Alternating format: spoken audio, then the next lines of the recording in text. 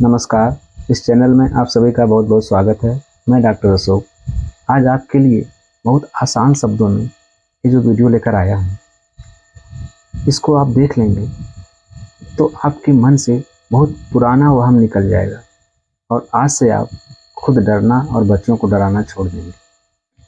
इस वीडियो का शीर्षक है एक करे काम 36 बदनाम। तो सच में आज जिस बीमारी की चर्चा हम लोग करेंगे उसके साथ ऐसा ही है। होती किसी और कारण से है, बदनाम कोई और होता है। उस बीमारी का नाम है कॉमन कोल्ड अर्थात सर्दी जुकाम। सर्दी जुकाम को कौन नहीं जानता है।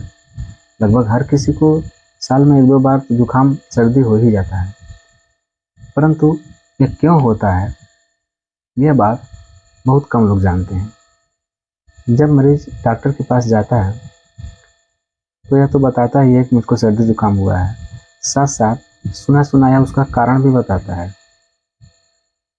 भले ही वह कारण सही न हो लेकिन वह बताता जरूर है। कोई कहता है कि मैंने कोल्ड ड्रिंक पी लिया तो मुझको सर्दी हो गई।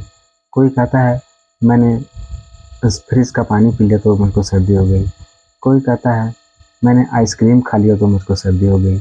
कोई कहता है मैं सुबह सुबह अमरूद खा लिया तो मुझको सर्दी हो गई। कोई कहता है मैंने शाम को केला खा लिया तो मुझको सर्दी हो गई। कोई कहता है मैं मूली खा लिया तो मुझको सर्दी हो गई। कोई कहता है मैं नींबू पानी पी लिया तो मुझको सर्दी हो गई। कोई कहता है मैं बारिश में भीग गया तो मुझको सर्दी हो गई। कोई कहता है मैं कई जगह का पानी पी लिया तो मुझको सर्दी हो गई। इस तरह से 36 कारण बताए जाते हैं, लेकिन उनमें से एक भी सच नहीं है। तो आप कहेंगे तब सच क्या है, तब सर्दी जुकाम कैसे होता है, तो उसको भी जान लीजिए। तो आइए इसका वास्तविक कारण जान लेते हैं कि सर्दी जुकाम वास्तव में तब क्यों होता है। आज का आधुनिक मेडिकल साइंस कहता है कि सर्दी जुकाम होने का सिर्फ एक कारण है, वह है वायरस। लगभग 200 प्रकार के वायरस सर्दी जुकाम के लिए जिम्मेदार होते हैं, लेकिन 50% मामलों के लिए सिर्फ एक वायरस जिम्मेदार है, उसका नाम है राइनो वायरस। यानी कि यदि 100 लोगों को सर्दी जुकाम हुआ है तो उनमें से 50 लोगों को सिर्फ राइनो वायरस के कारण सर्दी जुकाम है, बाकी 50 लोगों को अन्य किसी वायरस से सर्दी जुकाम हुआ है। किसी किसी को धूल कण से एलर्जी के कारण या किसी खास मौसम में एलर्जी होती है जिसके कारण सर्दी जुकाम खांसी जैसे लक्षण दिखाई देते हैं। तो इसके लिए मैं कभी अलग से एक वीडियो बनाऊंगा। अब आइए जानते हैं कि ये वायरस एक व्यक्ति से दूसरे व्यक्ति तक कैसे तेजी से फैलते हैं। तो यह सर्दी जुकाम एक संक्रामक बीमारी है।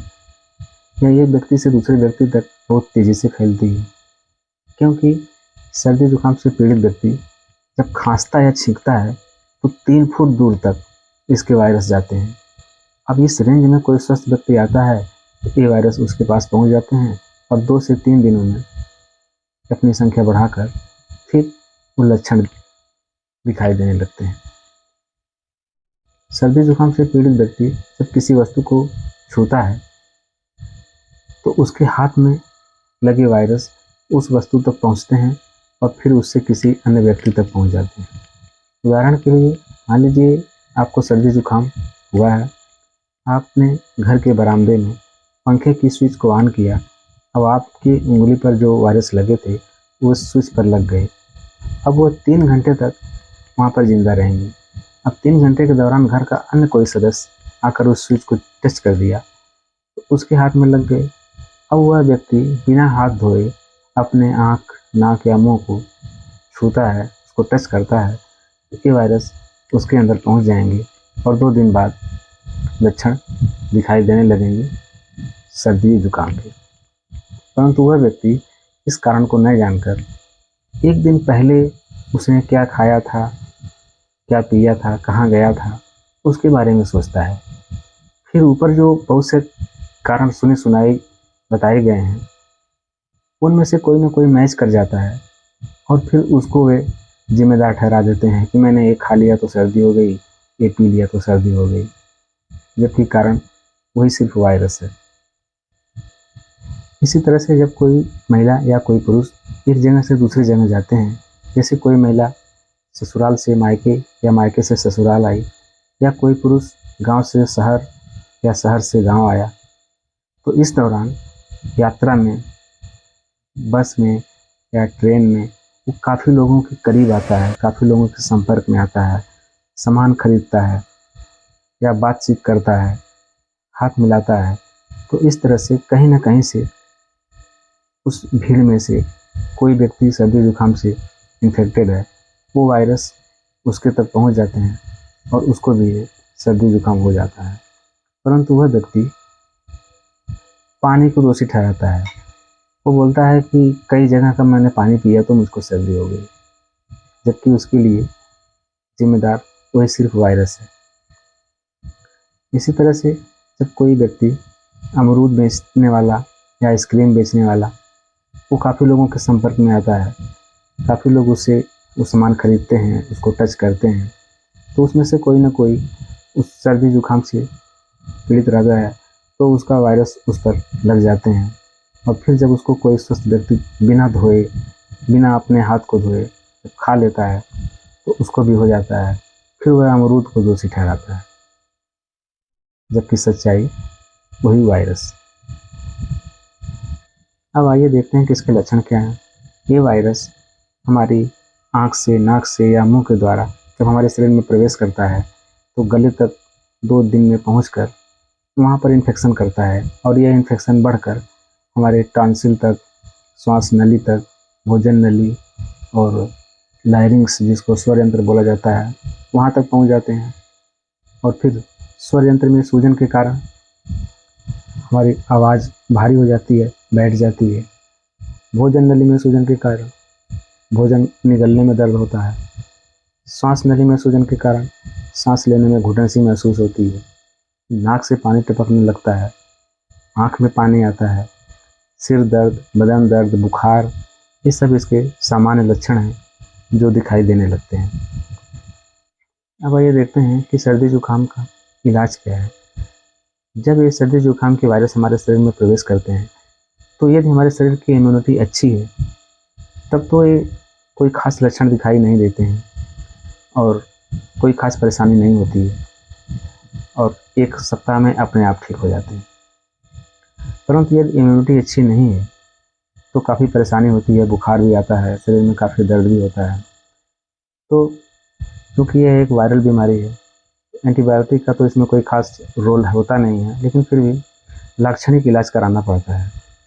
और यदि 1 सप्ताह के बाद भी ये ठीक न हो, हमारे नाक से निकलने वाला जो द्रव है वो पीला गाढ़ा हो जाए, या गले से कफ के रूप में गाढ़ा पीला निकले, तो यह संकेत है कि वायरल बीमारी के साथ बैक्टीरियल इन्फेक्शन भी हो गया है।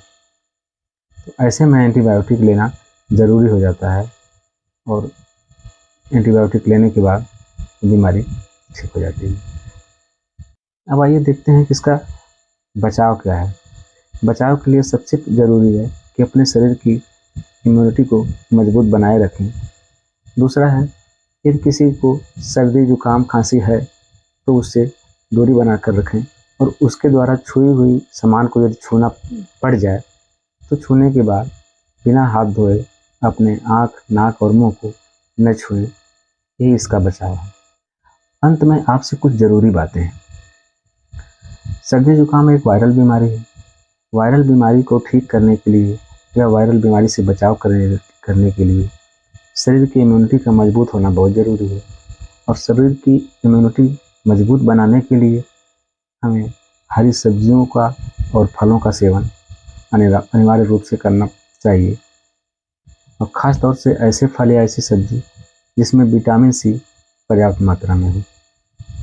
तो नींबू, अमरूद, केला, मूली, इन सब में विटामिन सी पर्याप्त मात्रा में होता है।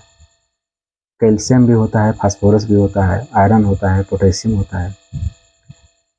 तो अब अपना कॉमन सेंस लगाइए कि भला इनके खाने से सर्दी जुकाम कैसे हो सकता है। इनके खाने से तो सर्दी जुकाम और जल्दी ठीक हो जाएगा। जब तक ये राइनो वायरस आपके या आपके बच्चे के शरीर में प्रवेश नहीं करता है, तब तक आपको या आपके बच्चे को सर्दी जुकाम हो ही नहीं सकता है। आपके पास मोबाइल हमेशा रहती है, आप इन सवालों के जवाब जानने के लिए सर्च भी नहीं करते हैं और वही पुरानी बातें जो सुनी सुनाई हैं उन्हीं को आप मानने लगते हैं। बचपन में आपके माँ बाप ने सर्दी जुकाम से बचाने के लिए अनजाने में आपको तरह तरह से डराया। वह डर आपके अवचेतन मन में चली गई और आप अभी तक उससे डरते हैं। अब यही डर आप अपने बच्चे के अवचेतन मन में डाल रहे हैं कि सुबह सुबह अमरूद मत खाओ, मूली मत खाओ, शाम को केला मत खाओ, शाम को नहाओ मत, सर्दी हो जाएगी। आप अपने बच्चों को सिर्फ ये बताइए कि जिसको सर्दी जुकाम खांसी है उससे दूर रहें। मूली खाएं, लेकिन उसको खाने से पहले मूली को और अपने हाथ दोनों को साफ से धो लें। अमरूद खाएं, लेकिन खाने से पहले अमरूद को और अपने हाथ को साफ से धो लें। अब तो आप समझ ही गए होंगे, आज से डरना मना है, न खुद डरना है न बच्चों को डराना है। इस चैनल पर इसी तरह से नॉलेजफुल वीडियो आप सबको मिलती रहेगी। यदि अभी तक आप इस चैनल को सब्सक्राइब नहीं किए हैं तो सब्सक्राइब कर लीजिए। फिर मिलेंगे अगले वीडियो में, तब तक के लिए नमस्कार।